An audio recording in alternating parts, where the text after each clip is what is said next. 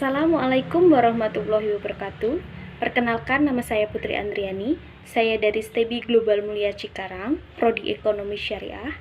Di sini saya akan mempresentasikan tentang manfaat dan contoh-contoh sistem informasi manajemen. Dalam mata kuliah Sistem Informasi Manajemen dengan dosen pengampu Bapak Anggi Setia Prayoga. Mohon disimak. Manfaat dan contoh-contoh sistem informasi manajemen. Yang pertama, 4 manfaat sistem informasi manajemen. 1. Meningkatkan akurasi data. Suatu perusahaan sangat membutuhkan data yang akurat karena berkaitan dengan keputusan strategis. Sistem informasi manajemen merupakan alat yang menyediakan data akurat perusahaan yang butuhkan. Sistem secara otomatis memproses data yang masuk untuk membuat tugas administrasi lebih efektif dan efisien. Dan dengan dukungan teknologi internet, Anda juga dapat mengambil data yang diperlukan dalam sistem secara real-time. Yang kedua, mempermudah koordinasi. Sistem ini juga menyediakan layanan informasi yang dapat digunakan sebagai dasar perencanaan, pengawasan, dan pengendalian administrasi. Dari data informasi yang dihasilkan, dapat digunakan oleh departemen atau departemen lain yang membutuhkan. Sistem informasi juga membantu manajemen untuk dengan mudah mendelegasikan tugas kepada pihak lain. Koordinasi antar departemen juga bisa berlangsung cepat tanpa harus bertemu langsung. Yang ketiga, meningkatkan kualitas sumber daya manusia. Apa yang dimaksud dengan sistem informasi manajemen untuk eksekutif? Tentunya, ketika data informasi tersedia secara akurat dan cepat, hal ini akan mempengaruhi kinerja sumber daya manusia perusahaan.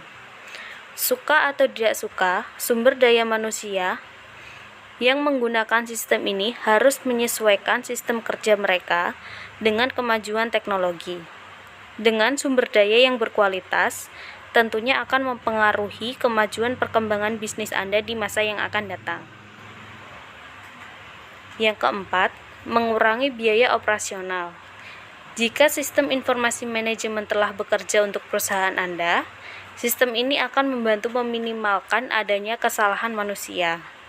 Dengan jumlah kesalahannya minimal, produktivitas sumber daya manusia yang ada pun akan meningkat. Lalu, pada saat yang sama, kondisi seperti ini tentunya mengurangi biaya operasional perusahaan.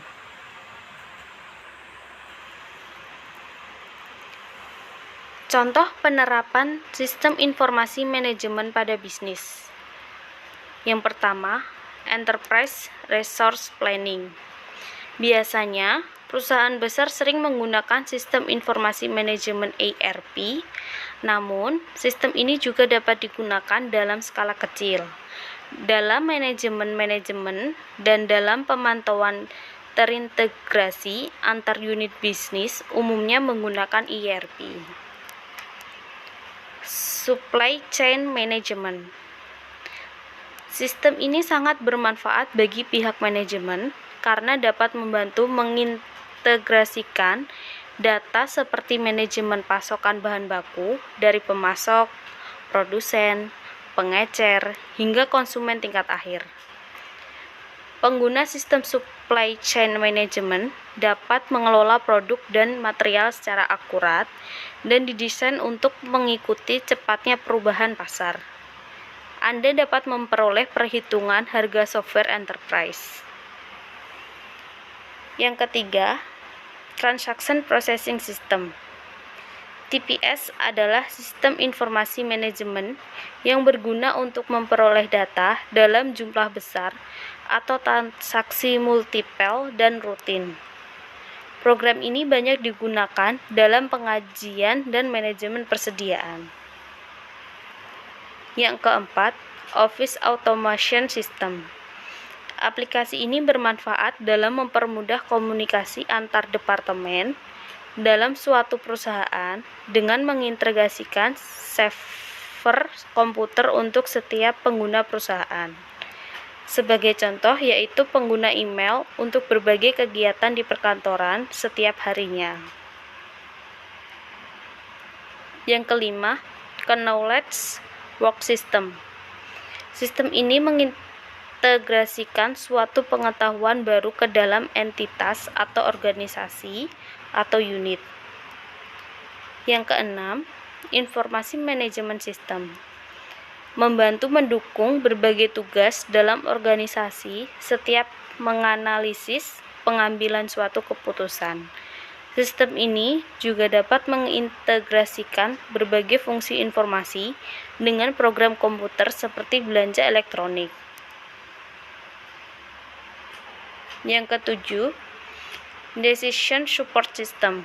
Sistem ini membantu pihak eksekutif membuat keputusan dengan mengamati lingkungan bisnis. Contoh dari sistem informasi manajemen tunggal ini adalah link elektronik. Expert System and Artificial Intelligence. Kedua sistem tersebut pada dasarnya menggunakan kecerdasan buatan yang memiliki kegunaan untuk menganalisis suatu masalah menggunakan pengetahuan energi ahli yang diprogram ke dalam software. Selanjutnya, Group Decision Support System.